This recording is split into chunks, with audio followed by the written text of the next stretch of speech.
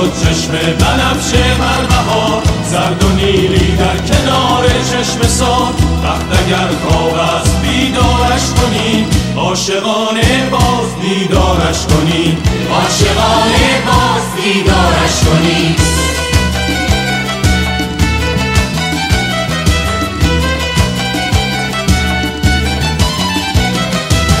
آمده نوروز در ایران زمین، خاک ما شد رشک فردوس برین. بوی نارنج و ترنج و عطر بید، میتوان از تربت حافظ شنید. باز شد چشم بهاران بر خزر، شد صدفها خانه در و گوهر. دشت ارژن باز هم بیدار شد، از شقایق دامنش گلنار شد.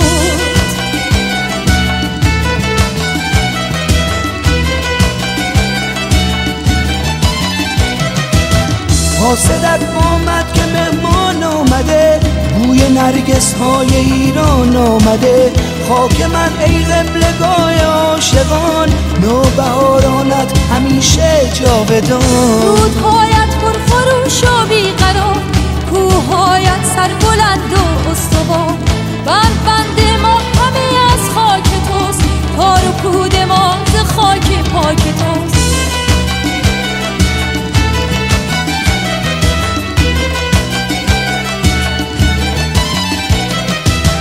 آمده نوروز در ایران زمین، خاک ما شد رشک فردوس برین. بوی نارنج و ترنج و عطر بید، میتوان از تربت حافظ شنید. خون پاک عاشقی در جان ماست، ریشه این عشق در ایران ماست. هموطن نوروز تو پیروز باد، ای وطن هر روز تو نوروز باد.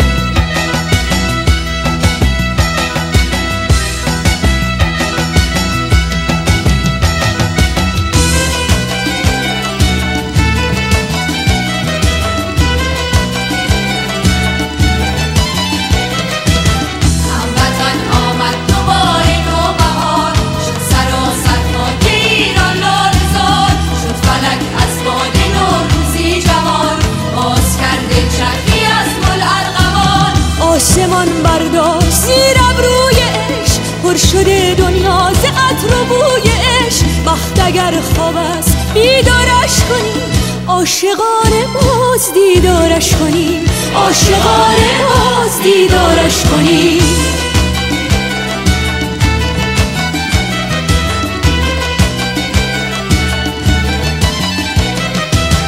نوبهاران خنده زد بر کوهسار، خون زاران شد کنار چشم سار.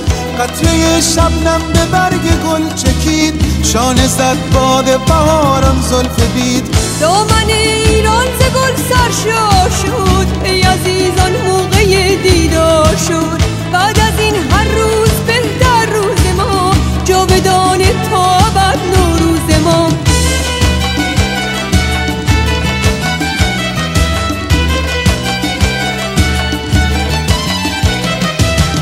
آمده نوروز در ایران زمین، خاک ما شد رشک فردوس برین.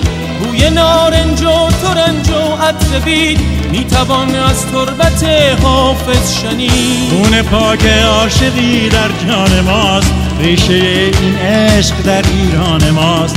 هموطن نوروز تو پیروز باد، ای وطن هر روز تو نوروز باد.